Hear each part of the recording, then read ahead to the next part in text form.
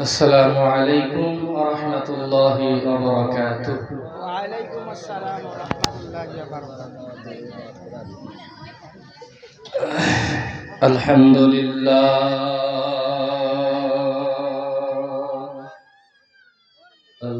لله نحمده ونستعينه ونستغفره ونؤمن به ونتوكل عليه ونعوذ بالله من شرور أنفسنا ومن سيئات أعمالنا من يهده الله فلا مضل له ومن يضلله فلا هادي له ونشهد أن لا إله إلا الله وحده لا شريك له ونشهد أن محمدا عبده ورسوله الذي أرسله بالحق بشيرا ونذيرا وداعيا إلى الله بإذنه وسراجا منيرا فقد قال الله تعالى في كلامه المجيد والفرقانه الحميد সকলে বলেন আউযু বিল্লাহি মিনাশ শাইতানির রাজীম বিসমিল্লাহির রাহমানির রাহিম ইন্নাল্লাহা ওয়া মালাইকাতাহু يصلون على النبي يا أيها الذين آمنوا صلوا عليه وسلموا تسليما اللهم صل على مولانا وعلى آل سيدنا مولانا محمد আসমান বলে জমিন বলে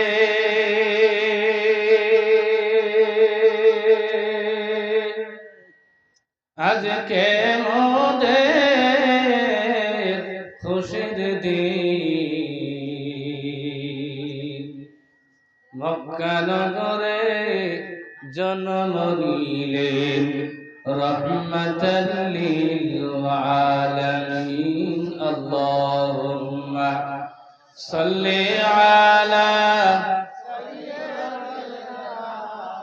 মাওলানা মুহাম্মদ ওয়া আলা আলি সাইয়্যিদিনা মাওলানা জোরে লা ইলাহা জোরে লা ইলাহা সবাই চোখ বন্ধ করেন সবাই লা ইলাহা ইল্লাল্লাহ লা ইলাহা আসমানের মালিক যে আল্লাহ জমিনের মালিক সেই আল্লাহ লা ইলাহা জোরে লা ইলাহা ইল্লাল্লাহ লা ইলাহা জোরে লা ইলাহা ইল্লাল্লাহ লা ইলাহা লা ইলাহা ইল্লাল্লাহু মুহাম্মাদুর রাসূলুল্লাহ। জোরে বলেন সাল্লাল্লাহু আলাইহি ওয়াসাল্লাম। উপস্থিত আজকের এই বিশাল ধর্মীয় জলসার স্বনামধন্য মহামাননীয় আমার বন্ধুবর সভাপতি সাহেব, মঞ্চবিষ্ট রয়েছেন মুরব্বিয়ান সমাজ, আমার সম্মুখে বসে থাকা অত্র অঞ্চলের মুরব্বিয়ানে কেরাম, যুবক বন্ধুগণ, পর্দার আড়ালে বসে থাকা অতি স্নেহের আদরের মা এবং বোনেরা, আল্লাহ পাকের লাখ লাখ শুকরিয়া যে আল্লাহ পাক আমাদেরকে এমন একটা মজলিসের মধ্যে বসার তৌফিক দান করেছেন, যে মজলিসের মধ্যে বসলে আল্লাহ জিন্দেগীর সমস্ত সগীরা গুনাহ মাফ করে দেয়। জোরে এই মেহফিলের মধ্যে যদি কোনো বান্দা দুনিয়াতে এই নিয়ত করে আসে যে আল্লাহ আমি তো জিন্দেগিতে বহুত গুনাহ করছি, আচ্ছা কোন তো দেখি আমার আপনার জিন্দেগিতে বহুত গুনাহ আছে না গো? প্রত্যেকটা মানুষের জিন্দেগিতে গুনাহ আছে।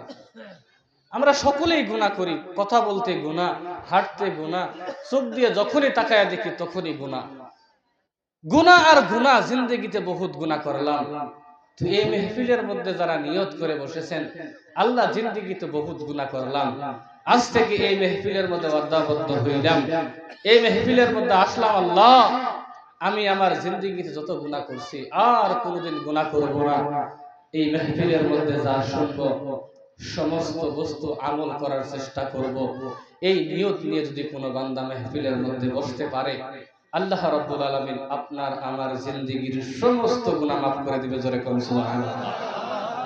সব গুনাহ আল্লাহ মাফ করে দিবেন। তো সেই মহান আল্লাহ রাব্বুল আলামিনের একবার অন্তরের অন্তরস্থল থেকে মহব্বতে ভালোবেসে সকলেই তিনার শুকরিয়া আদায় করে সকলেই বলি আলহামদুলিল্লাহ। দরুদ পড়ি আকায়ে নামদার তাজদারে মদিনা, মরুর দুলাল আকায়ে নামদার তাজদারে মদিনা আহমদ মুস্তাফা মুহাম্মদ মুস্তাফার প্রতি সকলেই একবার অন্তরের স্থল থেকে বলি সাল্লাল্লাহু আলাইহি ওয়াসাল্লাম। প্যারে হাজিরিন, আমরা একদিন না একদিন দুনিয়া ছেড়ে সকলকে কবরের মধ্যে যাইতে হবে, যাইতে হবে না নাকি? আপনাকে আমাকে সকলকেই দুনিয়া ছেড়ে কবরের মধ্যে যাইতে হবে। একটা কথা মনে রাখবেন, এই মেহফিলের মধ্যে বহুত আছে, বাচ্চাদেরকে একটু বসায় দেন তো সবাই, বাচ্চাদেরকে একটু বসায় দেন, সবাই বুঝায় বসায় দেন। তোমরা হাল্লা করো না বাবারা, বসো, তোমরা আসো, তোমরা বসো, হাল্লা করো না, এসে বসো, কথাগুলো শোনো, সবাই শোনো, হাল্লা করো না কেউ। আমরা সকলেই কবরের মধ্যে যাব বন্ধু। একটা কথা চিন্তা করছেন কখনো, আমার সামনে কত মানুষ দুনিয়াতে বেঁচে ছিলেন, আজকে দুনিয়াতে নাই? আপনাদের সামনে বলেন তো দেখি কত মানুষ বেঁচে ছিলেন? হিসাব আছে? হিসাব নাই। কত মানুষ দুনিয়ার জমিন ছেড়ে বিদায় হয়ে কবরে চলে গেল। সবাই যে কবরে চলে গেল, একদিন তো আমিও কবরের মধ্যে যাব, যাব না? নাই, আপনি আমি সকলেই একদিন কবরের মধ্যে যাব বন্ধু। কোন সময় কি চিন্তা করছেন আমি যে কবরের মধ্যে যাব, সেই কবরের জন্য আমি দুনিয়াতে কি করলাম? সেই কবরের জন্য আমাকে তো কবরে যাইতে হবে। মা বোনদেরকে লক্ষ্য করে বলতেছি, মা বোনেরা আপনারা কথা বলবেন না, আপনাদের কথা শোনা যাইতেছে, কথা বলবেন না, আপনারা কথা বলবেন না। মা বোনেরা কথাগুলো ভালো করে শুনেন। মা, আমি আপনাদের জন্য বহুত আলোচনা করবো ইনশাআল্লাহ। তো আমরা সকলেই কবরে যাব, সকলকেই কবরে যাওয়া লাগবে। আমি আপনাদের দুনিয়ার বুকে কবরের মধ্যে যাব, আমরা দুনিয়াতে কোনো চিন্তা করতেছি না, আপনাকে আমাকে যে কবরের মধ্যে যাওয়া লাগবে। যদি আমরা চিন্তা করতাম কবরের কথা, তাহলে আমরা নামাজ বাদ দিতাম না। যদি আমরা কবরের কথা চিন্তা করতাম, বড়দেরকে সম্মান করতাম। যদি আমরা কবরের কথা চিন্তা করতাম, একজনকে দেখা হলে সালাম দিতাম। বহুত মানুষ আছে শুধু হুজুর মানুষ দেখলে সালাম দেয়, তাই না? যারা হুজুর মানুষ তাদের কি সালাম দেয়, কিন্তু নিজের বাবা মা, নিজের ভাই ভাতিজা, নিজের ভাইয়ের সঙ্গে দেখা হইলো কখনোই কিন্তু সালাম করে না। করে গো? করে না। আপনি শুধু একজন হুজুর মানুষ দেখলেন, হুজুরকে সালাম দেওয়া লাগে, হুজুরকে সালাম দিতে কিন্তু কেউ শরম করে না। করে কি গো? হুজুরকে সালাম দিতে কেউ শরম করে না। কিন্তু আপনার বাড়িতে আপনার স্ত্রী আছে, আপনার মা আছে, আপনার বাবা আছে, আপনার ভাই আছে, তাদেরকেও আপনি সালাম দিবেন। বন্ধু, একটা কথা মনে রাখবেন, দুনিয়ার জমিনের মধ্যে আপনি আমি কবরের মধ্যে যে যাব, আল্লাহর নবী বলেন দুনিয়ার বুকে ওই মানুষটাই সব থেকে বেশি চালাক যে মানুষটা দুনিয়ার মধ্যে কবরের কথা বেশি বেশি করে চিন্তা করে। যে মানুষটা, ওই মানুষটাই সব থেকে বেশি চালাক যেই মানুষটা দুনিয়াতে কবরের কথা চিন্তা করে। আর যেই মানুষটা কবরের কথা চিন্তা করে না, ওই মানুষটার মতো হতভাগা, ওই মানুষটার মতো বুর্বক মানুষ পৃথিবীর জমিনের মধ্যে কেউ নাই। আচ্ছা কোন তো দেখি, জিন্দেগির মধ্যে আমরা যে কবরের মধ্যে যাব, আমাকে যে কবরের মধ্যে শোয়া দেওয়া রেখে তারপরে চলে আসবে, আমি যে কথা বলতেছি, আপনি যে আমার দিকে তাকায় আছেন, এই রূপটা কিন্তু একদিন থাকবে না। আমরা এমন করে বিছানার মধ্যে শুয়ে থাকবো। কথা কোন ঠিক না ঠিক? বন্ধু আমার, এই কথা আমরা কোনো সময় চিন্তা করি না, আমাকে যে কবরের মধ্যে যাওয়া লাগবে। আপনি আমার দিকে তাকায়া দেখতেছেন, একটা কথা চিন্তা করে, চোখটা বন্ধ করে একটা বার চিন্তা করে দেখুন, আমার ভিতরটা থেকে যে তখন রূহটা বাহির হয়ে যাবে, আমি কেমন অবস্থায় পড়ে থাকব? আমি কেমন অবস্থায় পড়ে থাকব? বন্ধু, কবরের মধ্যে যখন যে মানুষগুলো আমাদেরকে সঙ্গে করে নিয়ে কবরের মধ্যে যায়, আমাদের মা বাবা, আমাদের ভাই ভাতিজা, আমাদের গ্রামবাসী যদি মারা যায়, তাহলে কিন্তু আমরা সকলকেই সুন্দর করে গোসল করিয়ে, কাফন পরিধান করিয়ে, খাটিয়ার মধ্যে নিয়ে ঘাড়ে করে আমরা নিয়ে যাই না নাই? দুনিয়ার বুকে যদি একজন মানুষকে জিন্দা কবর দেওয়া হয়, তাকে কি মোহাব্বতে জিন্দা কবর দিবে না শত্রু হলে জিন্দা কবর দিবে? কে? শত্রু হলে জিন্দা কবর দিবে। কিন্তু একটা কথা চিন্তা করে দেখেন, ওই মানুষটাকেই তো আবার কবরের মধ্যে গর্ত করে তারপর ওই মানুষটাকে ওই জায়গাতে রেখে আসা হইতেছে। যারা নিয়ে যাইতেছে তারা কিন্তু অপর মানুষ না, সব আপন মানুষই আপনার আমার সঙ্গে চলে যাবে। বন্ধু, দুনিয়াটা বড় ছোট্ট একটা জায়গা। আমরা মনে করতেছি এই জিন্দেগির মধ্যেই বোধহয় সবকিছু আছে, এই জিন্দেগির মধ্যেই সবকিছু আছে। যত টাকা আছে উপার্জন করো, যত ধন সম্পদ আছে উপার্জন করো, যত গাড়ি আছে কেন, যত জমি আছে কেন, যত বিল্ডিং আছে করো। কিন্তু কোনো সময় চিন্তা করলাম না, দুনিয়াতে গাড়ি কিনলেন, দুনিয়াতে সুন্দর থাকার জন্য ফার্নিচার সেট বানাইলেন, আপনি যে কবরের মধ্যে যাবেন, কবরের জন্য কি করছেন? আপনি তো আপনার দুনিয়া থেকে কবরের মধ্যে যাওয়া লাগবে, সেই কবরের মধ্যে কয়টা গাড়ি নিয়ে গেছেন? কি গাড়ি পাঠাইয়া দিয়েছেন যে গাড়ির দ্বারা আপনি মরার সঙ্গে সঙ্গে ওই গাড়ি দিয়ে আপনি জান্নাতে চলে যাবেন? গাড়ি পাঠাইতে পারছি গো? দুনিয়াতে বহুত গাড়ি করলাম, বহুত কিছু করলাম, কবরের জন্য কোনো কিছু করতে পারতেছি না। বন্ধু, একটা কথা মনে রাখবেন, দুনিয়ার জমিন ছেড়ে আমরা সকলেই চলে যাব, আমরা কেউ দুনিয়াতে থাকবো না, আমরা কেউ দুনিয়াতে থাকবো না। একদিন না একদিন আমাদেরকে কবরে যাইতে হবে। বন্ধু আমার, পৃথিবীর জমিনের মধ্যে ওই মানুষটাই সব থেকে বেশি চালাক যে মানুষটা কবরের কথা চিন্তা করে। বাদশাহ হারুনুর রশিদ রহমাতুল্লাহ আলাই নাম শুনছেন? বাদশাহ হারুনুর রশিদ রহমাতুল্লাহ আলাই, ওনার জামানার মধ্যে একজন সাদা সিধা, একে নরম মেজাজের, এত সুন্দর একজন মানুষ ছিলেন। মানুষ তাকে পাগল বলে ডাকতো। কি বলে ডাকতো? পাগল বলে ডাকতো। কিন্তু আসলে সে পাগল ছিল না, সে ছিল আল্লাহর একজন ওলি। জোরে কর সুবহানাল্লাহ। আল্লাহর একজন ওলি ছিলেন। একদিন তিনার সাথে, বাদশাহ হারুনুর রশিদের সাথে ভালো একটা সম্পর্ক ছিল। একদিন সেই বাহলুল নামের যে পাগলটা ছিল, আল্লাহর একজন ওলি ছিলেন, সেই ওলিটা বাদশাহ হারুনুর রশিদের দরবারে চলে গেলেন।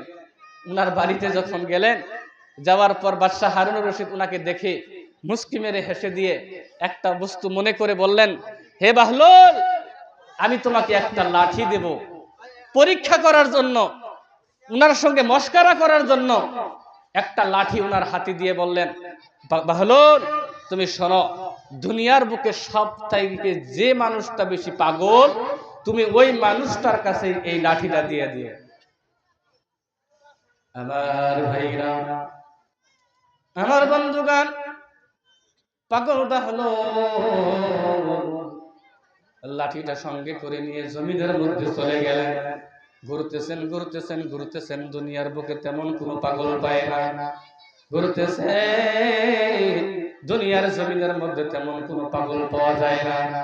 বহুদিন চলে গেল, হঠাৎ পাগল বাহলুলের কানের মধ্যে আওয়াজ পৌঁছে গেল, দুনিয়ার জমিনের মধ্যে বাদশাহ হারুন রশিদ বহুত বেমারের মধ্যে পড়ে গেছে, বহুত বেমার, দুনিয়ার জমিনের মধ্যে মনে হয় বেশি দিন বাঁচবে না। এই আওয়াজটা যখন বাহলুলের কানের মধ্যে পৌঁছে গেল, সঙ্গে সঙ্গে পাগল বাহলুল বাদশাহ হারুনের দরবারে চলে গেলেন। জোরে কোন সুবহানাল্লাহ। এ বন্ধু, পাগল বাহলুল যখন চলে গেলেন, পাগল বাহলুল যাওয়ার পর বাদশার দরবারে চলে গেলেন। বাদশাকে ডাক দিয়ে বললেন, বাদশাহ, ও বাদশাহ, বলেন বলেন, দুনিয়ার জমিনের মধ্যে আপনার ব্যাপার নাকি? বলেন ও বাদশাহ, বলেন বলেন, আমি শুনলাম দুনিয়ার জমিনের মধ্যে আপনার বড় ব্যাপার। বাদশাহ বলেন, দুনিয়ার জমিনের মধ্যে আপনার কি হয়েছে? বাদশাহ চোখের পানি ছেড়ে দিয়ে বলে, ও বাহলুল, দুনিয়ার জমিনের মধ্যে আমি বড় অসুস্থ হয়ে গেছি, মনে হয় বাঁচবো না, আমি দুনিয়ার জমিন ছেড়ে কবরে চলে যাব। জোরে কোন সুবহানাল্লাহ। এ বন্ধু, সঙ্গে সঙ্গে পাগল বাহলুল ডাক দিয়ে বললেন, বাদশাহ, বলেন বলেন, আপনি যে কবরের মধ্যে যাইতেছেন, এক জায়গা থেকে আরেক জায়গায় যাইতেছেন গো বাদশাহ, দুনিয়ার জমিনের মধ্যে যদি আপনি কোথাও যাইতেন, সঙ্গে সঙ্গে ওই জায়গার মধ্যে আপনি সিকিউরিটি গার্ডের ব্যবস্থা করতেন। আচ্ছা বলেন তো দেখি, আপনাদের এটা ওয়েস্ট বেঙ্গল না গো? ওয়েস্ট বেঙ্গল এই জায়গাতে যদি মমতা ব্যানার্জি উনি যদি আসে, এই জায়গাটা সিকিউরিটি ফোর্স দিয়ে ঘেরাও করে রাখবে না নাই? কমাস কম 1 মাস আগে থেকে সিকিউরিটি ফোর্স দিয়ে ঘেরাও করে রাখবে। বাদশাহ বলেন, আপনি তো দুনিয়ার জমিন ছেড়ে কবরের মধ্যে যাবেন গো বাদশাহ, আপনি বলেন তো দেখি কবরের মধ্যে আপনি কোন সিকিউরিটি গার্ডের ব্যবস্থা করেছেন নাকি? বাদশার চোখ দিয়ে জোর জোর জোর জোর করে পানি পড়া আরম্ভ হয়ে গেল। ডাক দিয়ে বলল, বাহলুল, দুনিয়ার জমিনের মধ্যে তো আমি কিছুই করতে পারি নাই, দুনিয়ার জমিনের মধ্যে থেকে তো আমি কবরের মধ্যে কোনো সিকিউরিটি গার্ডের ব্যবস্থা করতে পারি নাই রে বাহলুল। ও বাহলুল, দুনিয়ার জমিনের মধ্যে আমি তেমন কোনো আমল করতে পারি নাই। ডাক দিয়ে বলল, বাদশাহ, শুধু তাই না, শুধু তাই না, আপনি বলেন দুনিয়ার জমিনের মধ্যে আপনি যে রাজপ্রাসাদের মধ্যে থাকছেন গো বাদশাহ, যে বাড়িতে থাকছেন, যে বিছানার মধ্যে থাকছেন, এত সুন্দর সুন্দর বিছানা, এত সুন্দর সুন্দর দুনিয়ার জমিনের মধ্যে ল্যাপ কম্বল খেতা বালিশ ছিল গো বাদশাহ। ও বাদশাহ বলেন, আপনি কি কবরের মধ্যে কোনো জিনিসপত্র, কোনো কম্বল বালিশ, কোনো কম্বল, কোনো খেতা কম্বল ল্যাপ আপনি দুনিয়ার জমিন ছেড়ে কি কবরের মধ্যে পাঠাইতে পারছেন? আপনি দুনিয়াতে এত সুন্দর সুন্দর বিছানার মধ্যে থাকছেন, ও বাদশাহ আপনি বলেন তো দেখি, দুনিয়ার জমিন ছেড়ে যখন আপনি কবরের মধ্যে যাবেন, আপনার কবরের মধ্যে কি কোনো খেতা কম্বল বালিশ আপনি পাঠাইছেন নাকি? বলেন। এমন করে বলার সঙ্গে সঙ্গে বাচ্চার চোখ দিয়ে জোর জোর জোর জোর করে পানি পড়া আরম্ভ হয়ে গেল। বাদশাহ ডাক দিয়ে বললেন, ও বাহলুল, দুনিয়ার জমিনের মধ্যে তো আমি তেমন কিছু করতে পারি নাই। ও বাহলুল, দুনিয়ার জমিনের মধ্যে তো আমি তেমন কিছু করতে পারি নাই। বাহলুল রে, আমার কি হবে এখন? সঙ্গে সঙ্গে পাগল বাহলুল করলেন কে জানেন? ওই যে লাঠিটা বাদশাহ হারুন রশিদ তিনাকে দিয়েছিলেন, ওই লাঠিটা আবার তিনার হাতে ফিরিয়া দিলি, আবার তিনার হাতে ফিরিয়া দিলেন। বাদশাহ তাআজ্জুব হয়ে গেলেন। ডাক দিয়ে বলেন, বাহলুল, বলো বলো বলো, তুমি এই লাঠি আমাকে আবার ফিরিয়ে কেন দিলে? সঙ্গে সঙ্গে এমন কথা বলার সঙ্গে সঙ্গে ডাক দিয়ে বললেন, পৃথিবীর জমিনের মধ্যে আপনি তো কবরের মধ্যে কোনো কিছু পাঠাইতে পারেন নাই, আপনার মতো পাগল দুনিয়ার বুকে আর কেউ নাই। জোরে কোন সুবহানাল্লাহ, সুবহানাল্লাহ ওয়ালহামদুলিল্লাহ। এটা সরাই দেন সবাই।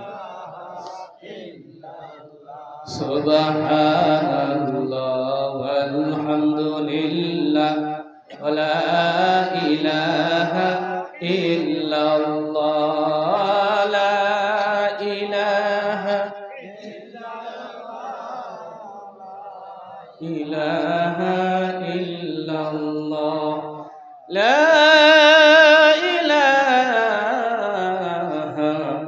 ইল্লাল্লাহু মুহাম্মাদুর রাসূলুল্লাহ। জোরে বলেন সাল্লাল্লাহু আলাইহি ওয়াসাল্লাম। তাহলে দুনিয়ার বুকে ওই মানুষটাই সবথেকে বেশি পাগল, যে মানুষটা কবরের কথা চিন্তা করে না, কবরের জন্য কোনো কিছু সামান দুনিয়াতে তৈরি করে না। বন্ধু, আমরা সকলেই দুনিয়া ছেড়ে বিদায় হয়ে কবরে যাইতে হবে। আপনার আমার এক সময় কারো বাবা তো দুনিয়াতে বেঁচে ছিল, আজকে দুনিয়াতে বেঁচে নাই। কারো মা দুনিয়াতে বেঁচে ছিলেন, মা দুনিয়াতে নাই। কারো ভাই দুনিয়াতে বেঁচে ছিল, সেই ভাই দুনিয়াতে নাই। একদিন আপনাকে আমাকেও কবরের মধ্যে যাইতে হবে। তাহলে সকলেই আমরা দুনিয়ার বুকে বেশি বেশি করে কবরের আমল, কবরের চিন্তা আমরা সকলেই করবো। একটু দুই হাত তুলে দেখাই, দুই হাত তুলে দেখাই ছিল, সকলেই করবো ইনশাআল্লাহ। লিল্লাহি তাকবীর, লিল্লাহি তাকবীর।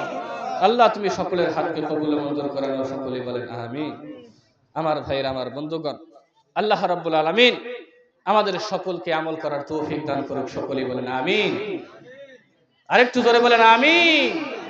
আমার ভাইয়ের, আমার বন্ধুগণ, এবার আসুন, দুনিয়ার বুকে আল্লাহ রাব্বুল আলামিন আমাদেরকে বানাইছেন, আমরা সকলেই আল্লাহর জান্নাতে যাইতে চাই নাকি কোন? আমরা সকলেই আল্লাহর জান্নাতে যাইতে চাই। দুনিয়াতে যদি আপনি আমি সকলেই জান্নাতে যাইতে চাই, জাহান্নামে যাইতে না চাই, দুনিয়াতে যদি আমরা সকলেই জান্নাতে যাইতে চাই, তাহলে আল্লাহ রাব্বুল আলামিন বলতেছেন, ওয়াবাশশিরিল লাযীনা আমানু ওয়া আমিলুস সালিহাতি আন্না লাহুম জান্নাতিন তাজরি মিন তাহতিহাল আনহার। জোরে কোন আল্লাহু আকবার।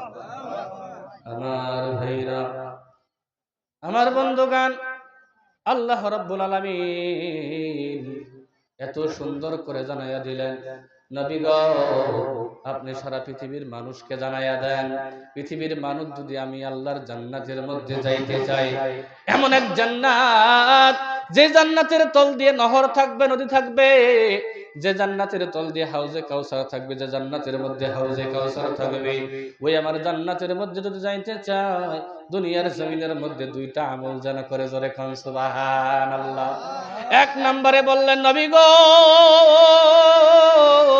ও নবীজি আপনি জানাইয়া দেন, এক নম্বরের মধ্যে যেন তারা ঈমান এনে নেয়। জোরে খান সুবহানাল্লাহ।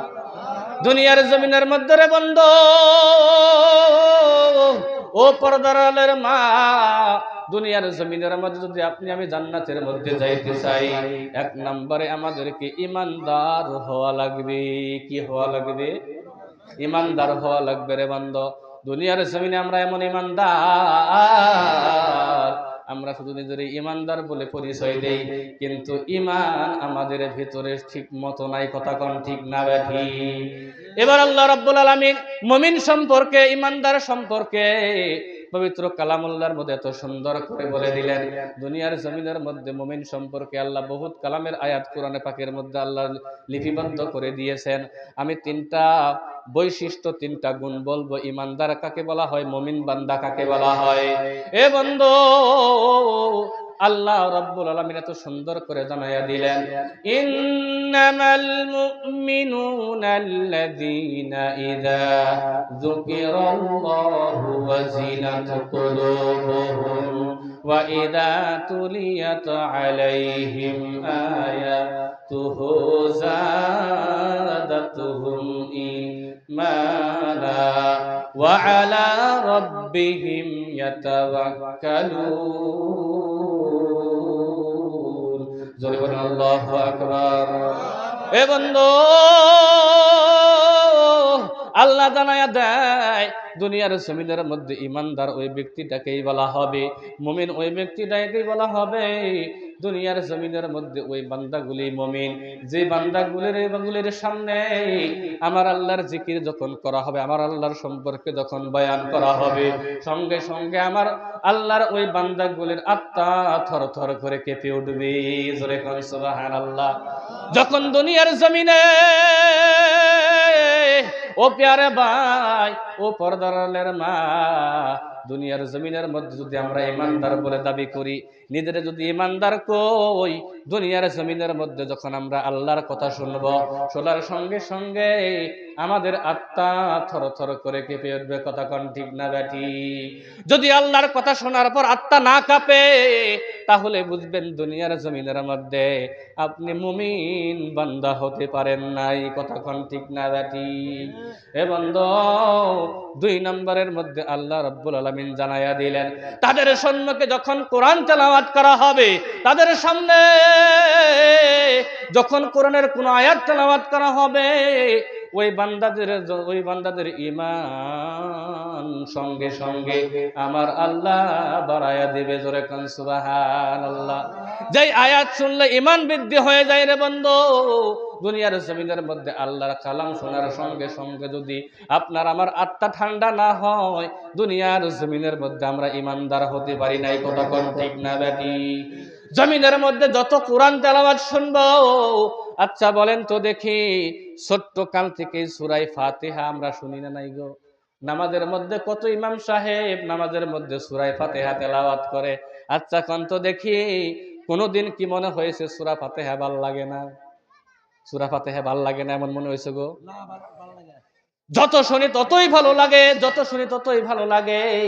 তাহলেই বুঝবেন এই বস্তুটা যার ভিতরের মধ্যে আছে, আমরা ঈমানদার হয়ে গেছি। জোরে কোন সুবহানাল্লাহ। 2 নম্বরে এত সুন্দর করে আল্লাহ জানায়া দেয়। 1 নম্বরে বললাম আল্লাহর কথা শোনার পর আমাদের আত্মা থরথর করে কেঁপে উঠবে। 2 নম্বরে শুনলাম আল্লাহর কথা যখন আল্লাহর কালামুল্লাহ তেলাওয়াত করা হবে, আমাদের ঈমান বৃদ্ধি হয়ে যাবে। 3 নম্বরে বলে দুনিয়ার জমিনের মধ্যে মুমিন বান্দারা দুনিয়ার জমিনের মধ্যে ওয়া আলা রাব্বিহিম ইয়াতাওয়াক্কালুন। জোরে কোন আল্লাহু আকবার। আল্লাহ জানায়া দেয়, ও পৃথিবীর মানুষ, দুনিয়ার জমিনের মধ্যে তোমরা ঈমানদার হবে। তোমরা ঈমানদার যদি হও, তোমরা যদি মুমিন বান্দা হও, দুনিয়ার জমিনের মধ্যে মুমিন বান্দারা সব সময় আল্লাহর উপরে ভরসা করি। জোরে কোন সুবহানাল্লাহ। দুনিয়ার জমিনের মধ্যে মানুষ কোনো কিছু করতে পারে, আল্লাহর যদি সহায় না থাকে কোনো কিছুই করতে পারে না। কথা কোন ঠিক না ভাই? ঠিক। এ বন্ধু, দুনিয়ার জমিনের মধ্যে বিপদ আসলে কার উপরে ভরসা করব? কার উপরে? কিন্তু যদি বিপদ হয়, আমরা মানুষের দ্বারা দ্বারা দিয়ে মানুষের কাছে সহায় সাহায্য চাইছি না নাই? একটা কথা মনে রাখবেন, দুনিয়ার জমিনের মধ্যে আল্লাহর নবীর সাহাবারা এত সুন্দর করে আল্লাহর নবীর কাছে থাকতেন রে বান্দা। যখন কোনো বিপদ হইতো, নামাজের মধ্যে দাঁড়ায়া যাইতেন। জোরে কোন সুবহানাল্লাহ। বাড়িতে খাবার নাই, বাড়ির মধ্যে কোনো খাবার নাই, নামাজের মধ্যে দাঁড়ায়া যাইতেন। নামাজ শেষ হইলে 2 রাকাত করে নামাজ পড়তেন। নামাজ শেষ হইয়া দেখতো খাবার রেডি হয় নাই, আবার নামাজে দাঁড়ায়া যাইতেন।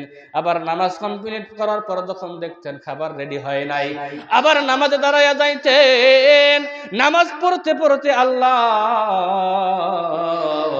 এমন করে এত সুন্দর করে মানুষের মাধ্যমে ওই বাড়িতে আমার আল্লাহ খানা পাঠাইয়া দিতেন। জোরে কোন সুবহানাল্লাহ।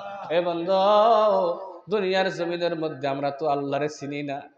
দুনিয়ার মধ্যে আমরা তো আল্লাহরে চিনি না।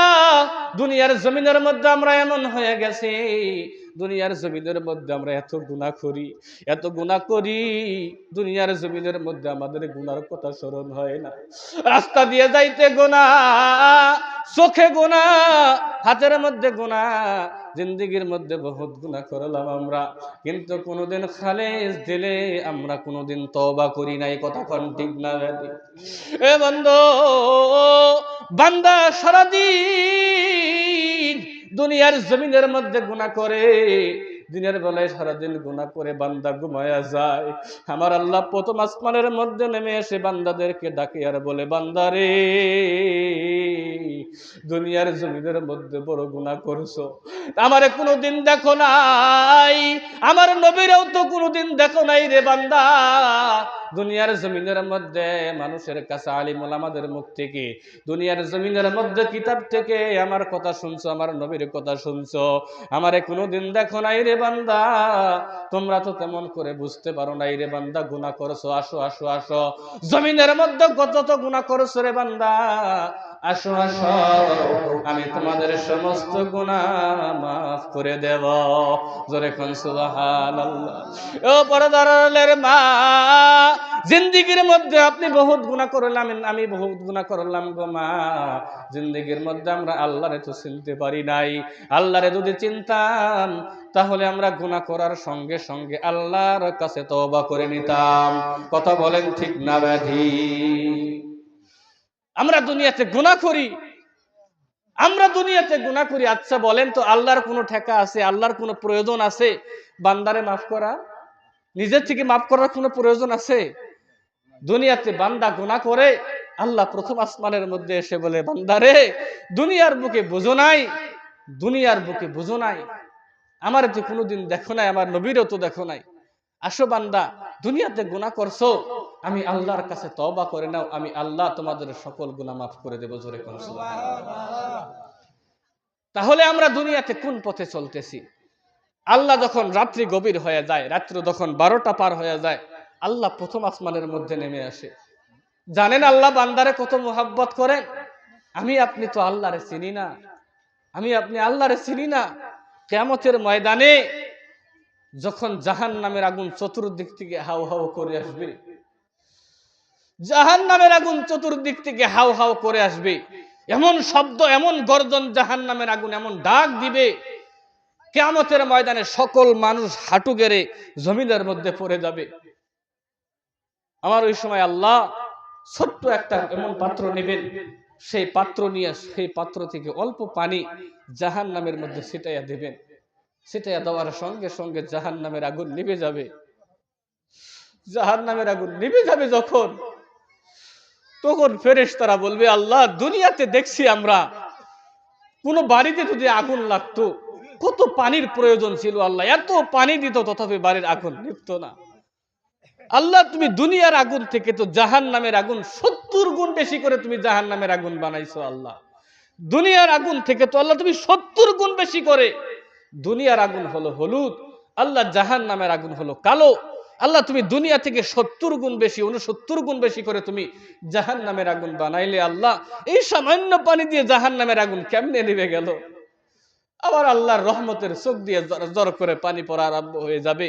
বলবে আমার ফেরেশতারা, শোনো, এই পানি সেই পানি না, এই পানি সেই পানি না, এই পানি হলো আমার গুনাহগার বান্দার চোখের পানি। সুবহানাল্লাহ কন্যা, এই পানি হলো আমার গুনাহগার বান্দার চোখের পানি। দুনিয়াতে বান্দা গুনাহ করতো, গুনাহ করার পরে আমার কথা স্মরণ হয়ে যায় তো আমি আল্লাহ সহ্য করতে পারতাম না। আমি আল্লাহ, হাদিসে কুদসির মধ্যে আছে, যখন কোন মানুষ গুনার কথা স্মরণ করার পরে চোখ দিয়ে পানি ফেলায়, চোখ দিয়ে জর জর করে পানি পড়ে, আমার আল্লাহ আরশ মাওলা থেকে স্বয়ং নিজে বান্দার সামনে কোলের মধ্যে এসে যায়। জোরে কোন সুবহানাল্লাহ। বান্দা চোখ দিয়ে জর জর করে পানি ফেলায়, আর আল্লাহর রহমতের হাত দিয়ে বান্দার চোখগুলো বোলায় আর মুছাইয়া দেয় আর বলে, বান্দারে তুই গুনাহ করছস, তুই তোর চোখ দিয়ে তুই পানি ফালাস না, আমি তোর চোখের পানি সহ্য করতে পারি না, আমি তোমার চোখের পানি সহ্য করতে পারি না। আমি দুনিয়াতে আসলাম, আমি দুনিয়াতে তোমার সামনে, আমি তোমার সামনে এই জন্য আসলাম রে বান্দা, আমি তোমার চোখের পানি সহ্য করতে পারি না, আমি তোমার চোখের পানি সহ্য করতে পারি না। ওই পানিগুলো আল্লাহ পাত্রের মধ্যে জমা করে রেখে দিবেন। আপনার আমার গুনাহ করছি আমি দুনিয়াতে, যদি এই গুনার কথা স্মরণ করার পরে একটা ফোঁটা পানি যদি ফেলাইতে পারি, ওই এক ফোঁটা পানির বিনিময়ে আল্লাহ আপনাকে আমাকে জান্নাত দান করে দেবে। বন্ধু, গুনাহ তো করতেছি, কোন সময় আল্লাহর দিকে যে যাব, আল্লাহর কাছে যে তওবা করব, এই কথাটা আমরা কোন সময় চিন্তা করি না। এই কথা কোন সময় আমরা চিন্তা করি না।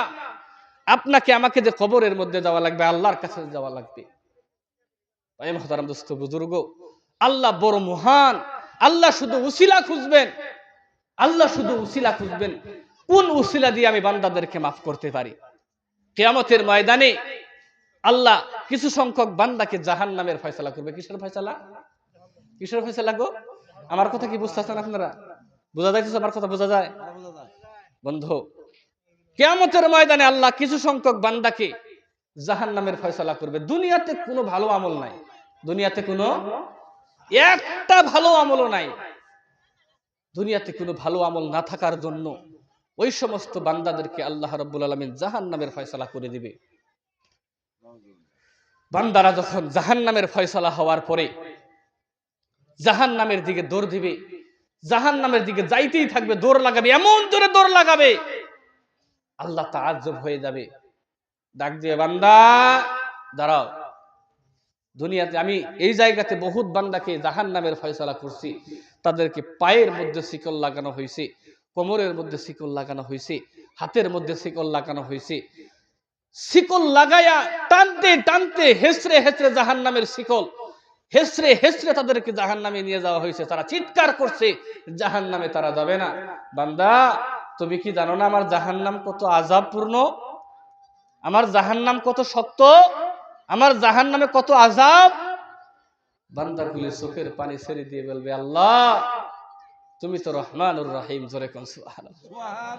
তুমি তো রহমানুর রহিম। আল্লাহ দুনিয়াতে তোমার কোনো হুকুম পালন করতে পারি নাই, একটা হুকুম পালন করতে পারি নাই। আল্লাহ আজকে এই কিয়ামতের ময়দানে, হাসরের ময়দানে আমার মনে হইতেছে তোমার একটা হুকুম, তুমি আমাদেরকে জাহান্নামের ফয়সালা করছো। আল্লাহ তোমার একটা হুকুম যদি আমরা পালন করি, মনে হয় তুমি আমাদেরকে জাহান্নাম থেকে মুক্তি দিয়ে জান্নাতে দিয়ে দিবে। সুবহানাল্লাহ। আল্লাহ রাব্বুল আলামিনের চোখ দিয়ে জোর জোর করে পানি পড়া আরম্ভ হয়ে যাবে, ডাক দিয়ে বলে বান্দারে দুনিয়াতে কোনো ভালো আমল করতে পারো নাই, আজকে আমার একটা হুকুম পালন করলা তো যাও যাও যাও, আমি তোমাদেরকে জান্নাত দান করে দিলাম। জোরে বল সুবহানাল্লাহ। আমরা দুনিয়াতে আল্লাহর চিনতে পারি নাই, দুনিয়াতে আমরা আল্লাহর চিনতে পারি নাই, দুনিয়াতে আপনি আমি আল্লাহর চিনি নাই। একটা বস্তু যদি চিন্তা করেন, একটা বস্তু যদি আপনি চিন্তা করেন, দুনিয়াতে একজন মায়ের কাছে যদি কোনো সন্তান দোষ করে আর সেই সন্তানটা যদি মায়ের পা দুটো জড়াইয়া ধরে বলে, কান্দে আর বলে মা দুনিয়ার মধ্যে আমি বহুত পাপ কাম করছি, বহুত বড় খারাপ কাম করছি, মাগো তুমি আমারে মাফ করে দাও, আমি তোমার সাথে বেয়াদবি করছি। আচ্ছা বলেন তো দেখি, কোন মা সহ্য করতে পারবে? কোন মা সহ্য করতে পারবো? কোন মাই সহ্য করতে পারবে না। আবার আল্লাহ সেই মায়ের থেকে হাজার হাজার গুণ বেশি আপনাকে আমাকে মোহাব্বত করেন। একটা মার মোহাব্বত যদি আমরা দুনিয়াতে দেখতে পারি, মা যদি সন্তানের কষ্ট সহ্য করতে পারে না, তো সেই আল্লাহ আমাদেরকে কেমন করে কষ্ট দিবে? আল্লাহ আমাদেরকে কষ্ট দিতে চায় না, আল্লাহ আমাদেরকে জাহান্নামে দিতে চায় না, আল্লাহ আমাদেরকে জান্নাত দিতে চায়, আল্লাহ আমাদেরকে জান্নাত দিতে চায়। আমরা সেই আল্লাহকে চিনি না, আল্লাহরে চিনি না। আল্লাহ বলে বান্দা মা গররাকা বিরাব্বিকাল কারীম, ইয়া আইয়ুহাল ইনসান মা গররাকা বিরাব্বিকাল কারীম। হে দুনিয়ার মানুষ, আমি কি তোমাদের রব ছিলাম না? তোমাকে কে আবার আমার কাছ থেকে আলাদা করে দিল? তোমাকে কে আমার কাছ থেকে আলাদা করে দিল? তুমি কিসের জন্য আমার কাছ থেকে আলাদা হয়ে গেলে? আমি তো তোমার রব, আমি তো তোমাকে বানাইছি। দুনিয়াতে দেখেন বান্দাদের কত চিন্তা আল্লাহ দুনিয়াতে করছেন। একটু কোরআনের আয়াতগুলি যদি দেখতে পারি, আমরা দুনিয়ার বুকে সারাদিন আমরা কাজকর্ম করি না নাই গো? আমরা সারাদিন কাজকর্ম করি না? সকলে আমরা কাজকর্ম করি, সকলে আমরা বিভিন্ন কাজের মধ্যে ব্যস্ত হয়ে থাকি। বন্ধু আমার, সারাদিন কাজকর্ম যদি করি, আল্লাহ দেখেন চিন্তা করলেন আমার বান্দারা দুনিয়ার বুকে গিয়ে সারাদিন কাজ করবে, তাদেরকে তো একটু শান্তিতে ঘুম পাড়ানোর ব্যবস্থা করে দেওয়া লাগবে। আল্লাহ বলেন ওয়া জাআলনাল লাইলা লিবাসা, আমি বান্দাদের জন্য রাতটাকে, আমি এই রাতটাকে লেবাস স্বরূপ করে বানায় দিছি। একজন মানুষ যেমন পোশাক ছাড়া থাকতে পারে না, একজন মানুষ তেমন হয়ে ঘুম ছাড়াও থাকতে পারে না। কথা কোন ঠিক না ঠিক? এই জন্য আল্লাহ আমাদেরকে রাত্রি বানায় দিয়েছেন আমাদেরকে ঘুম পাড়ার জন্য। বন্ধু আমার, একটা কথা আপনি চিন্তা করেন না, দুনিয়াতে আমাদেরকে এই জমিন কে দিছে? জমিন কে দিছে? হাওয়া কে দিছে? সূর্য কে দিছে? চন্দ্র কে দিছে? সমস্ত কিছু কিন্তু আল্লাহ দিছে। একটাবার আমরা যদি চিন্তা করি বন্ধু, রাত্রে যখন হবে বিছানার মধ্যে শোয়ার পরে চোখটা বন্ধ করে একটাবার চিন্তা করে দেখি, আল্লাহ আমরা যে একটা বস্তু ধরবো, এই হাতের মধ্যে আল্লাহর কত নিয়ামত আছে না নাই গো? দেখেন প্রত্যেকটা একটা বস্তু ধরার জন্য আল্লাহ উপযুক্ত হাতের মধ্যে উপযুক্ত জায়গাতে আল্লাহ জৈন বানায় দিছে না নাই গো? জৈন দিছে না গো? যাতে দুনিয়াতে বান্দার কোনো কষ্ট না হয়। হায়াত দিল আল্লাহ, মউত দিল আল্লাহ, সমস্ত কিছু যদি আল্লাহ দিল, সেই আল্লাহর জন্য আমরা কি করি? নিজের বুকের মধ্যে একটাবার হাত দিয়ে যদি জিজ্ঞাসা করা যায়, এত কিছু আল্লাহ আমাদের জন্য দিলেন, এত কিছু আল্লাহ আমাদেরকে দিলেন, সেই আল্লাহর জন্য আমরা কি করলাম? সেই আল্লাহর জন্য কিছু করতে পারছি? কিচ্ছু করি নাই। কথা বলতে মিথ্যা কথা বলি, মানুষের গীবত নিয়ে পড়ে থাকি, পরনিন্দা নিয়ে পড়ে থাকি, জমি ঠেলাঠেলি নিয়ে পড়ে থাকি। আমরা এত লড়াই ঝগড়া দুনিয়ার বুকে আমরা করি, এত হিংসা আমাদের মনের ভিতরে।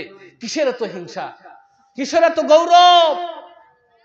200 বছর আগে এই জমিনের মালিক ছিল, কিন্তু অন্য মানুষ ছিল না? নাই ছিল না? নাই এই জমিনের মালিক 200 বছর আগে আমরা ছিলাম?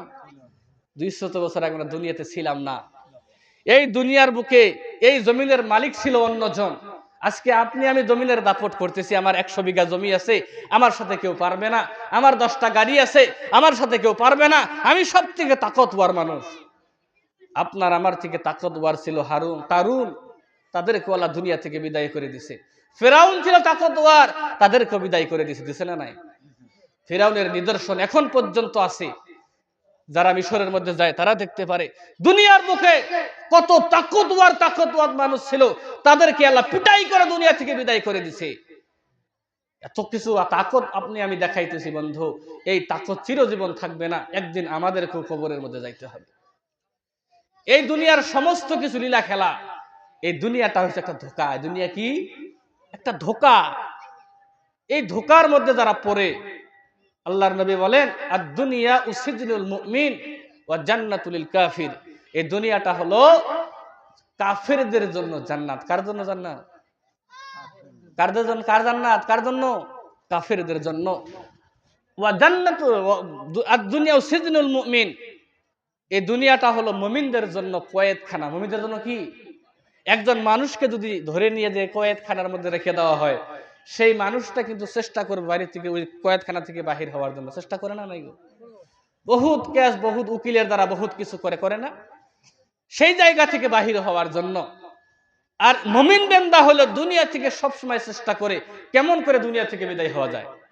কারণ মুমিনদের জন্য দুনিয়া থেকে বিদায় হওয়ার পরে পরে এই কবরের মধ্যে আল্লাহর জান্নাতের নিয়ামতগুলি তিনার সামনে তুলে ধরা হবে, তিনাকে দেওয়া হবে উপভোগ করার জন্য। জোরে কোন সুবহানাল্লাহ। আর জান্নাত কারা? মানে দুনিয়াতে জান্নাত কার জন্য? যারা কাফির, যারা বেঈমান, যারা দুনিয়াতে ইমানদার ভিতরে ইমান নাই, যারা আল্লাহকে বিশ্বাস করে থেকে মুখ দিয়ে বলে কিন্তু অন্তর দিয়ে যারা বিশ্বাস করে না, যারা অন্তর থেকে দাঁড়াই করে না, যারা অন্তর থেকে মেনে নেয় না, তাদের জন্য এই দুনিয়াটা হলো জান্নাত।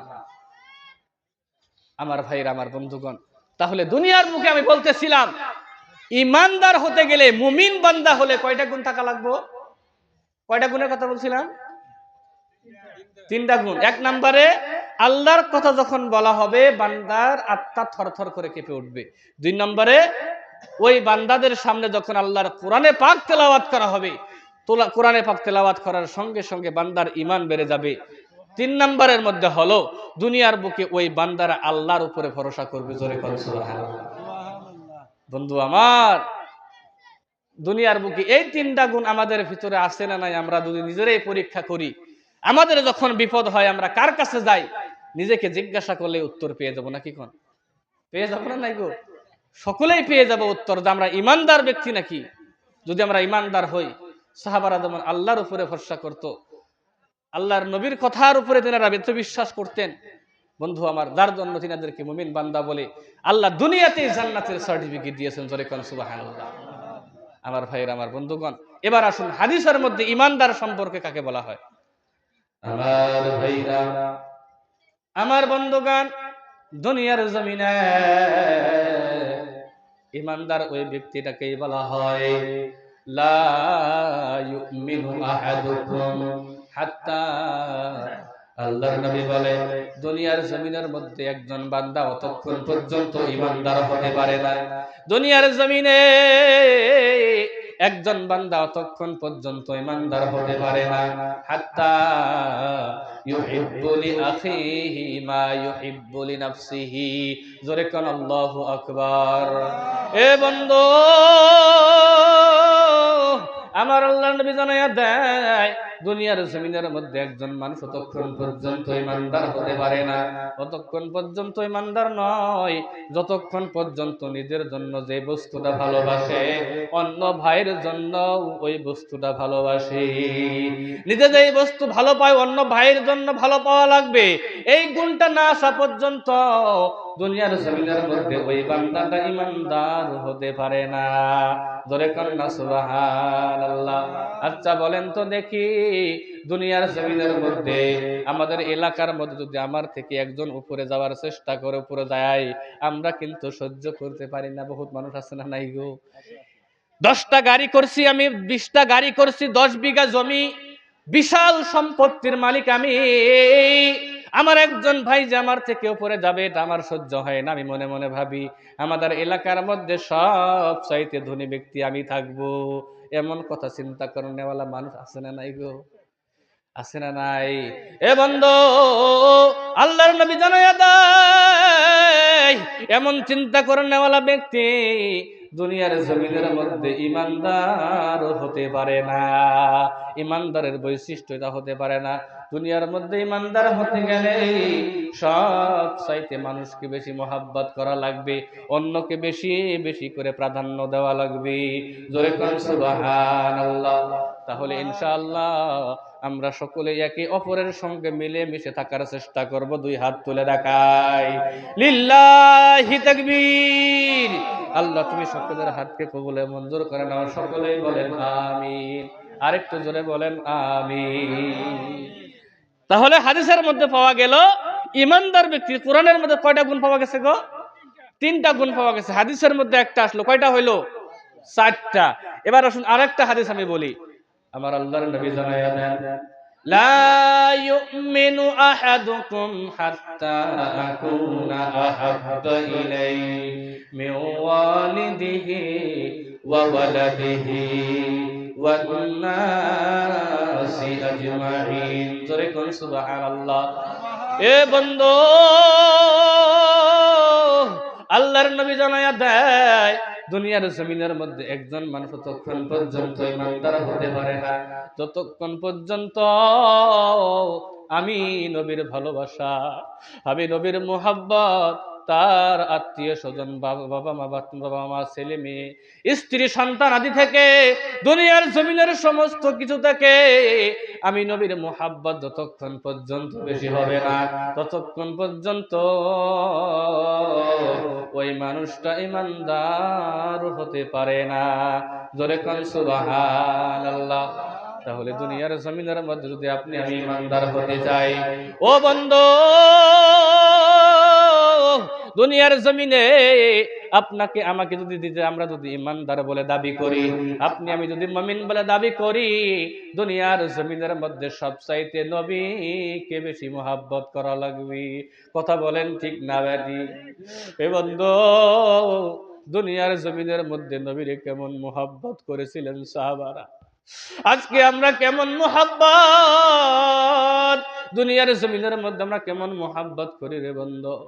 এ বন্ধু, গভীর মনোযোগ দিয়ে শোনেন, গভীর মনোযোগ দিয়ে শোনেন। হযরত আবু বকর সিদ্দিক রাদিয়াল্লাহু তাআলা আনহু নাম শুনছেন না নাই?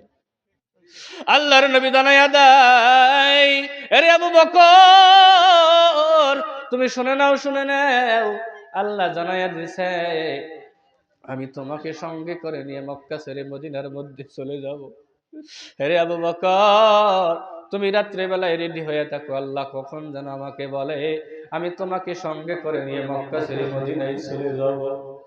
এমন করে বলার পর দীর্ঘ 2.5 বছর পার হয়ে গেল। দীর্ঘ 2.5 বছর যখন পার হয়ে গেল, আল্লাহর নবী কিন্তু আবু বকরের বাড়িতে যায় না।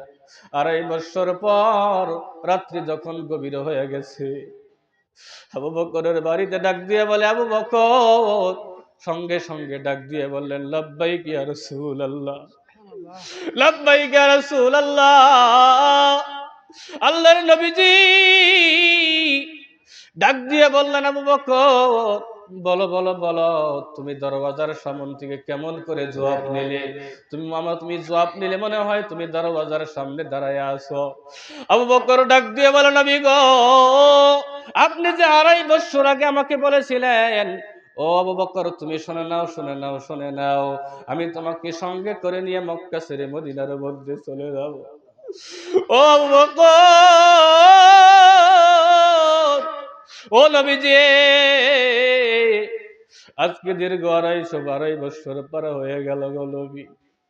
আমি আবু বকর বিছানার মধ্যে পিঠ লাগাই না, জোরে কোন সুবহানাল্লাহ। আমি আবু বকর বিছানার মধ্যে পিঠ লাগাই না গো নবী। শুধু তাই না, শুধু তাই না, আমার মেয়ে, ছোট্ট মেয়ে, 8-9 বছর বয়স হবে গো নবী। আজকে 2.5 বছর হয়ে যায়। প্রত্যেক দিন রাত্রে বেলায় আপনার জন্য কানা বানাইয়া রাখে গো নবী।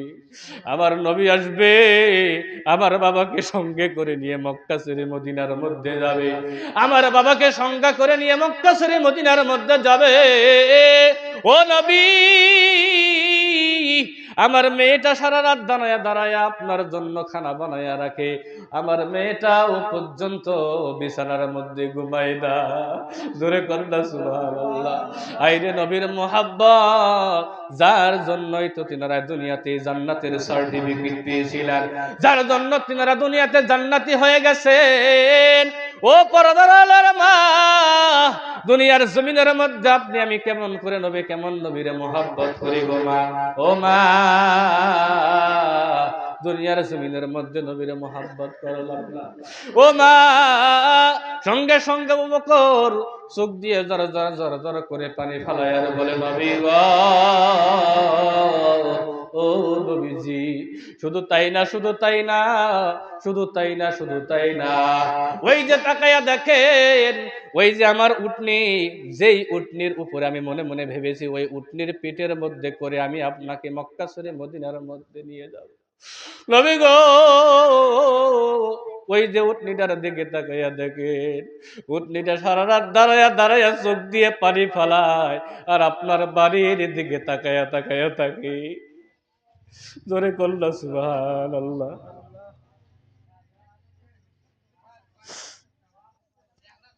আপনার বাড়ির দিকে তাকাইয়া থাকে গো নবী।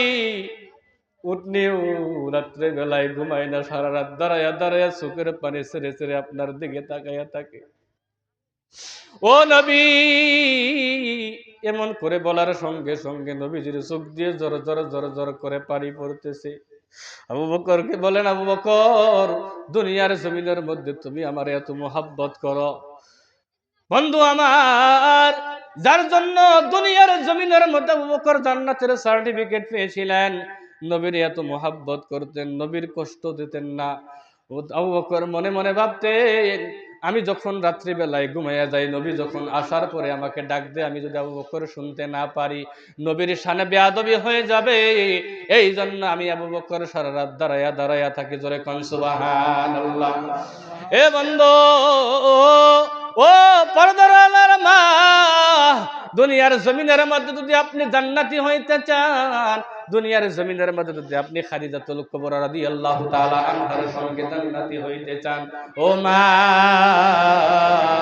দুনিয়ার জমিনের মধ্যে হযরতে খাদিজাতুল কুবরা রাদিয়াল্লাহু তাআলা আনহা দুনিয়ার জমিনে যেমন করে নবীকে মুহাব্বত করেছিলেন, আপনি যদি তেমন করে নবীকে মুহাব্বত করতে পারেন, আপনি যদি তেমন করে আপনার স্বামীকে মুহাব্বত করতে পারেন গো মা, আপনি তিনার সঙ্গে জান্নাতি হয়ে যাবেন। জোরে কন্না সুবহানাল্লাহ, জোরে কোন সুবহানাল্লাহ। ও বন্ধু, দুনিয়ার জমিনের মধ্যে আল্লাহর নবী যখন প্রথম প্রথম অবস্থায়, ও পর্দার আলের মা, গভীর মনোযোগ দিয়ে কানটা খাড়া করে শুনে নেন গো মা, জমিনের মধ্যে যদি আমল করতে পারেন, আপনার ঠিকানা খাদিজার সঙ্গে জান্নাত হয়ে যাবে। জোরে কোন সুবহানাল্লাহ। এ বন্ধু, ও পর্দার আলের মা, হযরতে খাদিজাতুল কুবরা রাদিয়াল্লাহু তাআলা আনহা, আল্লাহর নবী যখন প্রথম প্রথম দিনের দাওয়াত দেওয়ার জন্য যখন চলে যাইতেন, বহুত রাত হয়ে যাইতো, বহুত রাত হয়ে যাইতো রে বন্ধু আমার। রাত্রে বহুত যখন হয়ে যাইতো, রাত্রে বেলায় বাড়িতে আসতেন। বাড়িতে আসার পর খাদিজাকে একদিন ডাক দিয়ে বললেন, হযরতে খাদিজাতুল কুবরা রাদিয়াল্লাহু তাআলা আনহা তিনাকে একদিন রাত্রি বেলায় ডাক দিলেন। বাড়িতে আসার পর দরওয়াজা বন্ধ করা, ডাক দিলেন, খাদিজা। সঙ্গে সঙ্গে ডাক দিয়ে বললেন, লাব্বাইক ইয়া রাসূলুল্লাহ। জোরে কোন সুবহানাল্লাহ। ঠিক তেমনি ঘটনা, ঘরের ভিতরে যখন আল্লাহর নবী প্রবেশ করলেন, ঘরের ভিতরে প্রবেশ করার পর ডাক দিয়ে বললেন, খাদিজা, ও ও খাদিজা তুমি বলো বলো, তুমি কি রাত্রে বেলায় ঘুমাও না রে খাদিজা? এত রাত্রি হয়ে গেল, তুমি কেমন করে আমার এক ডাকের জবাব দিয়ে দিলে? খাদিজার চোখ দিয়ে পানি জর জর করে পানি পড়া আরম্ভ হয়ে গেল। হযরতে খাদিজাতুল কুবরা রাদিয়াল্লাহু তাআলা আনহা ডাক দিয়ে বলে, নবী গো, আমি রাত্রে বেলায় সারা রাত দাঁড়ায়া দাঁড়ায়া থাকি। আল্লাহর নবী জিজ্ঞাসা করলেন, ও খাদিজা বলো বলো, তুমি কিসের জন্য দাঁড়ায়া থাকো? হযরতে খাদিজাতুল কুবরা রাদিয়াল্লাহু তাআলা আনহার চোখ দিয়ে জর জর করে পানি পড়া আরম্ভ হয়ে গেল। ডাক দিয়ে বলল, নবী গো, ও নবীজি, আমি জানি দুনিয়ার জমিনের মধ্যে আপনার মা নাই, আপনার বাবা নাই। আপনি যদি রাত্রি বেলায় আসেন নবী গো, আমি যদি বিছানার মধ্যে শুয়ে থাকি, দরওয়াজা খুলতে যদি একটু দেরি হয়ে যায়, ও পর্দার আলের মা, আপনার স্বামী আপনার বাড়ি থেকে বাহিরে চলে গেছে। ও মা, আপনি যদি সারা রাত দাঁড়ায় আপনার স্বামীর জন্য অপেক্ষা করে, ও মা, এই আমলের জন্য আমার আল্লাহ আপনাকে জান্নাত দান করে দেবে। জোরে কোন সুবহানাল্লাহ। নবীজির জন্য নবীজিকে ডাক দিয়ে বলল, নবী গো, দুনিয়াতে জানি আপনার মা নাই, আপনার বাবা নাই গো। আমি যদি বিছানার মধ্যে শুয়ে থাকি গো নবী, আপনি আসার পর ডাক দেওয়ার পর যদি আপনি আমাকে না পান, একটু সময় যদি দেরি হয়ে যায়, আপনার মা বাবার কথা মনে পড়ে যাবে। আচ্ছা বলেন তো দেখি, দুনিয়ার জমিনের মধ্যে কোন সন্তান যদি বাইরে থেকে বাহিরে চলে যায়, সন্তান যদি বাড়ি থেকে বাহিরে যায়, সন্তান বাড়িতে না আসা পর্যন্ত কিন্তু কোন মা বাবা বিছানার মধ্যে ঘুমায় না। কথা কোন ঠিক না বাকি? এরে যুবক,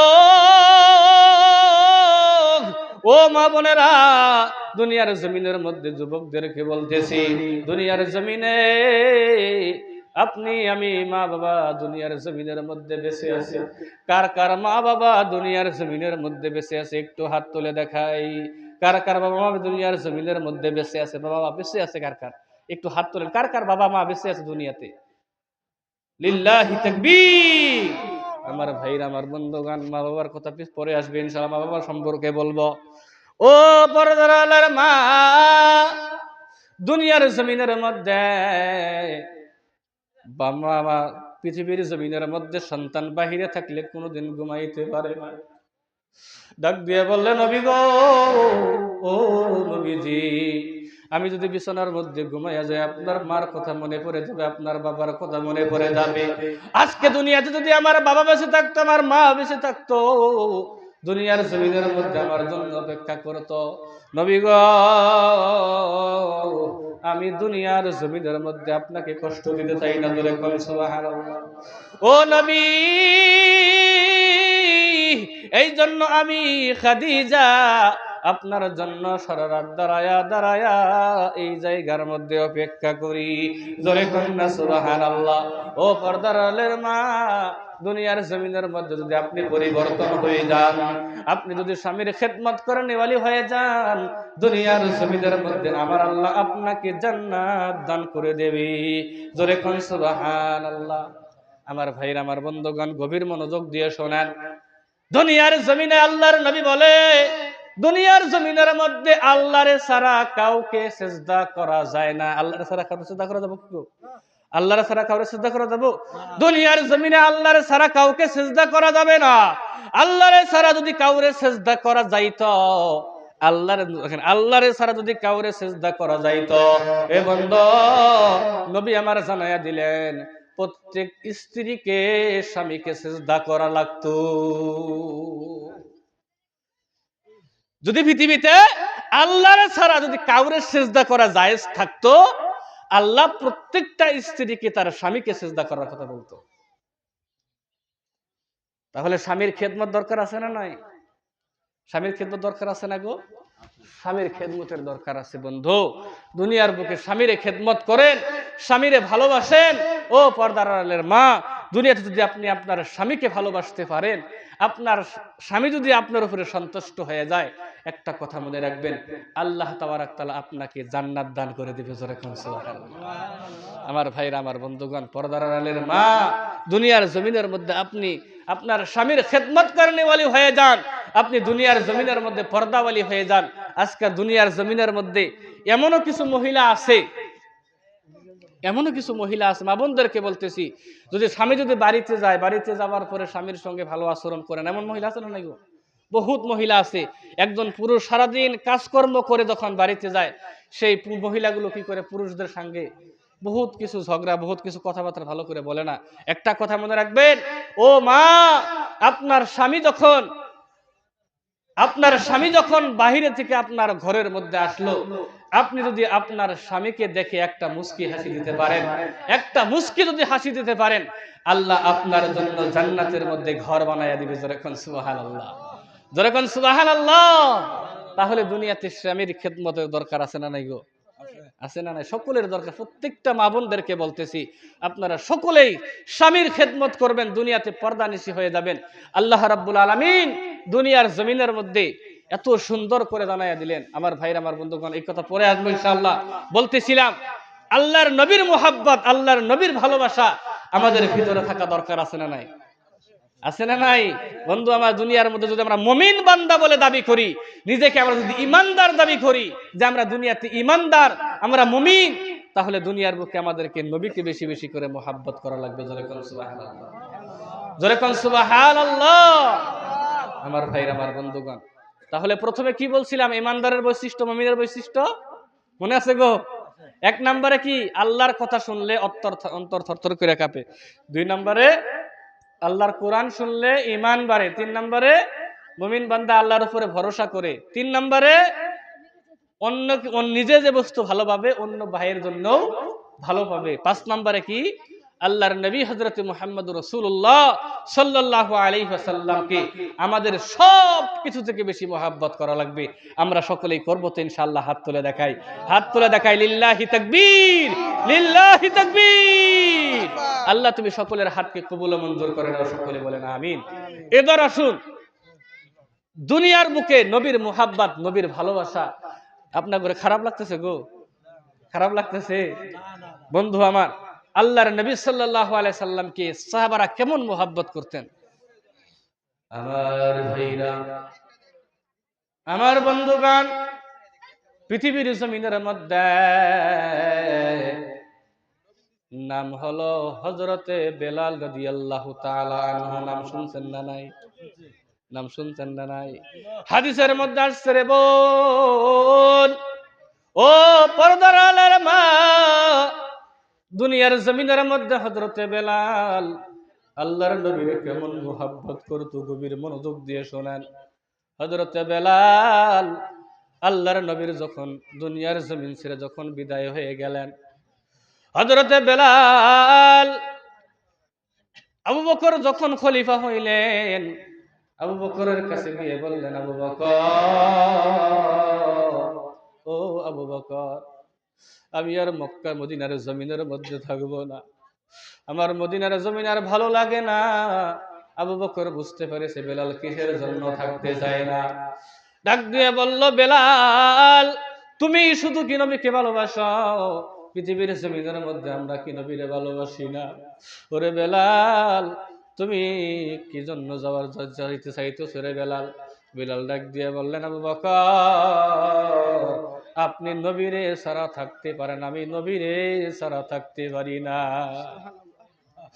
আমি যখন মসজিদে নববীর মধ্যে আযান দিতাম রে আবু বকর, আমার নবী কত সুন্দর করে এসে ইমামতি করতেন। এখন আমি মদিনার মধ্যে আযান দেই, আমার নবী নামাজ পড়ার জন্য আসে না। আমি বেলাল সহ্য করতে পারি না রে আবু বকর। সঙ্গে সঙ্গে এই কথা বলে আবু বকর কাছ থেকে হযরতে বেলাল সঙ্গে সঙ্গে মদিনা ছেড়ে চলে গেলি। ও বন্ধু, ও পর্দার আড়ালের মা, দুনিয়ার জমিনের মধ্যে কেমন মুহাব্বত করেছিলেন হযরতে বেলাল। দীর্ঘ 6 মাস পার হয়ে গেল, হযরত বেলাল আর মদিনার জমিনের মধ্যে আসে না। রাত্রে বেলায় স্বপ্নের মধ্যে আল্লাহর নবীজি বেলালকে ডাক দিয়ে বললেন, বেলাল, ও বেলাল, আজকে দীর্ঘ 6 মাস হয়ে গেল হযরত আবু বকর সিদ্দিক রাদিয়াল্লাহু তাআলা আনহু আমাকে দেখার জন্য আসে, হযরতে ওমর আমাকে দেখার জন্য আসে, হযরত ওমর ফারুক আমাকে দেখার জন্য আসে, হযরত আলী আমাকে দেখার জন্য আসে। ও বেলাল, তুমি কেন আমাকে দেখার জন্য আসো না? আল্লাহর নবীর এমন স্বপ্ন দেখে সঙ্গে সঙ্গে ডাক দিয়ে বলল, বেলাল, ওরে বেলাল, তুমি শোনো শোনো, তোমাকে দেখার জন্য আমার আত্মা বেহুশ হয়ে গেছে, আমার আত্মা পাগল হয়ে গেছে। ও বেলাল, আসো আসো, আমি তোমার দিদারের জন্য অপেক্ষায় আছি। এমন করে বলার সঙ্গে সঙ্গে আমার ভাইরা, আমার বন্ধুগান, হযরত বেলাল রাদিয়াল্লাহু তাআলা আনহু যখন যখন ভেঙে গেলেন, ঘুম ভাঙার পর এমন স্বপ্ন দেখছে, কাপড় চুপড় কোনো মতো পিন্দে এমন এক মদিনার জমিনের মধ্যে দৌড় লাগাইছে। এক দৌড়ে একদিন নয় 2 দিনের রাস্তা দৌড়াইতে দৌড়াইতে মদিনার জমিনের মধ্যে পৌঁছে গেছে। মদিনার জমিনের মধ্যে যখন পা রাখছে, ছোট্ট ছোট্ট বাচ্চারা মদিনার মধ্যে হুলাস্তুল লাগাইয়া দিছে। বহুদিন হয়ে গেল বেলাল রে দেখি না, বেলালের আজান শোনার জন্য বড় পাগল হয়ে গেছে। ছোট্ট ছোট্ট বাচ্চারা মাকে গিয়ে বলতেছেন, গো মা, সুন্দর সুন্দর কাপড় পরিধান করে দাও, মসজিদে নববীর মধ্যে যাব, বেলালের আজান শুনবো। বহুদিন থেকে বেলালকে দেখি না, আজকে দেখলাম মদিনার জমিন দিয়ে বেলাল আসতেছে, বেলাল আসতেছে। ও মা, দয়া করে আমাদেরকে কাপড় পরিধান করাইয়া দাও, আমরা মসজিদে নববীর মধ্যে যাব। ও বন্ধু, দুনিয়ার জমিনের মধ্যে সাহাবারা এত বিলালের পাগল ছিলেন কেন? এত বেলাল পাগল ছিলেন কেন? দুনিয়ার জমিনের মধ্যে বেলালকে মুয়াজ্জিন বানাইছিলেন আমার আল্লাহ। জোরে কোন সুবহানাল্লাহ। বেলালের এত বড় পাওয়ার, আমরা তো বেলালকে চিনি না রে বন্ধু। আল্লাহ তাবারক তাআলা স্বয়ং নিজেই বেলালকে মুয়াজ্জিন বানায়া দিয়েছেন। গভীর মনোযোগ দিয়ে শুনেন কেমন করে বানায়া দিয়েছে। সহিহ বুখারীর বর্ণনা, সহিহ মুসলিমের বর্ণনা, হযরতে বেলাল রাদিয়াল্লাহু তাআলা আনহু দুনিয়ার জমিনের মধ্যে একটু তোতলা ছিল। তোতলা বলেন গো, কথা বলতে একটু একটু একটু বাইজা ধরতো আর কি। আশহাদু আল্লাহ বলতে পারতেন না, বলতো আসহাদু। আশহাদু বলা বাদ দিয়ে আসহাদু বলতেন, শিন উচ্চারণ করতে পারতেন না। কিছু সংখ্যক সাহাবী আল্লাহর নবীর কাছে গিয়ে বললেন, নবী গো, দুনিয়ার জমিনের মধ্যে বেলাল আশহাদু বলতে পারে না, আসহাদু বলে, দয়া করে মসজিদে নববী থেকে মুয়াজ্জিনের কাতার থেকে নামটা কেটে দেন, নতুন মুয়াজ্জিন মসজিদে নববীর মধ্যে নিয়োগ করেন। এমন করে বলার সঙ্গে সঙ্গে আল্লাহর নবী ইশার নামাজের পরে হযরত বেলালকে ডাক দিয়ে বললেন, ও বেলাল, আজ থেকে তুমি আজান দিতে পারবে না। বেলালের মন কালো হয়ে গেল, ডাক দিয়ে বলল, নবী গো, আমি কি জন্য আজান দিতে পারবো না? সঙ্গে সঙ্গে সকল ঘটনা খুলে বললেন।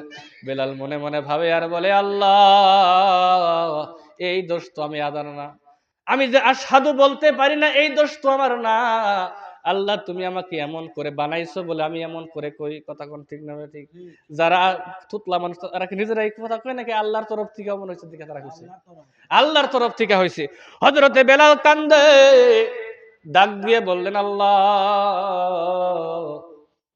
যে জায়গাতে আমি আজান দিতাম নবীজি নামাজ পড়াইতে, আল্লাহর নবী আমার সেই জায়গা থেকে বাদ দিয়ে নতুন মুয়াজ্জিন নিয়োগ করে দিয়েছেন। গো আল্লাহ, তুমি এই বিচার আমার করে দিও। জোরে কোন সুবহানাল্লাহ। তার পরের দিন ফজরের নামাজের সময় নতুন মুয়াজ্জিন আজান দিছে। এশার নামাজের পরে যখন ফজরের নামাজের সময় হয়ে গেছে রে বন্ধু, রাত্রে বেলায় আজান দিছে নতুন মুয়াজ্জিন, নামাজের জন্য অপেক্ষা করতেছে। একটা সময় আসতো সুবে সাদিক, সুবে সাদিকের সময় নামাজ পড়তো। ওই সময় তখন তো আর ঘড়ি ছিল না। তখন ঘড়ি ছিল কি? তখন ঘড়ি ছিল না। একটা সময় দেখে নামাজ পড়তেন সাহাবারা, আল্লাহর নবী নামাজ পড়তেন। ওই সময়ের অপেক্ষা করতেছেন, আপনি সময়ের অপেক্ষা করতেছেন, এত সময় বসে রয়েছে, সেই সময় আর আসে না। সাহাবারা বসে আছেন, কত গল্প গুজার করতেছেন, মনে হয় আজানটা একটু আগেই হয়ে গেছে, যার জন্য সময় হইতেছে না, বসে আছেন। আল্লাহ জিবরিলকে ডাক দিয়ে বলে, জিবরিল যাও আমার নবীর কাছে যাও, আমার নবীর কাছে গিয়ে বলো কিয়ামত পর্যন্ত অপেক্ষা করলেও আমি আল্লাহ ফজরের নামাজের সময় করে দেব না। জোরে কোন সুবহানাল্লাহ। তাহলে বেলালের কত বড় পাওয়ার আল্লাহর কাছে আছে না নাই? হযরত জিবরিল দুনিয়ার জমিনের মধ্যে এসে ডাক দিয়ে বললেন, নবী গো,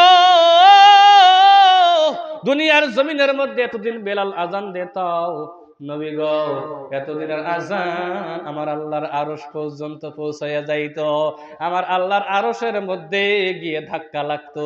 ধরে কম সুবহানাল্লাহ। এমন আজান দিত রে বন্ধ, আমার আল্লাহর আরশের পর্যন্ত গিয়ে ধাক্কা লাগতো রে বন্ধ। আল্লাহর নবীকে এসে বলতেছেন, জিবরিল এসে জিবরিল বলতেছেন, ডাক দিয়ে বলল, নবী গো আজকে তো নতুন মুয়াজ্জিন আজান দিছে, আল্লাহর আরশ পর্যন্ত পৌঁছায় নাই। নতুন করে বেলালকে দিয়ে আজান দেন, নচেত আল্লাহ কিয়ামত পর্যন্ত ফজরের নামাজের সময় করবে না।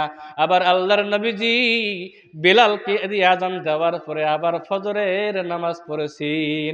জোরে কোন সুবহানাল্লাহ। তাহলে বেলালের পাওয়ার ছোট গো? বেলালকে ছোট মোটো? আল্লাহর নিজে হযরতে বেলালকে মুয়াজ্জিন নিয়োগ করেছিলেন, যার জন্য সকল সাহাবারা এত আজানের পাগল ছিলেন বেলালের আজান শুনবে।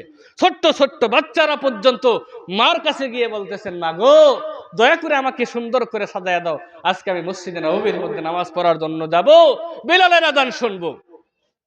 আমার ভাইরা, আমার বন্ধুগণ, এদিকে বেলাল রাদিয়াল্লাহু তাআলা আনহু মদিনার মধ্যে দৌড়াইতে আল্লাহর নবীর রওজা মুবারকের মধ্যে এটা জড়ায়া ধরছে। নবী গো, ও নবী, আপনাকে আমি স্বপ্নের মধ্যে দেখলাম গো নবী, দয়া করে আমাকে একটু দেখা দেন। এমন করে হযরতে বেলাল কাঁদতেছেন।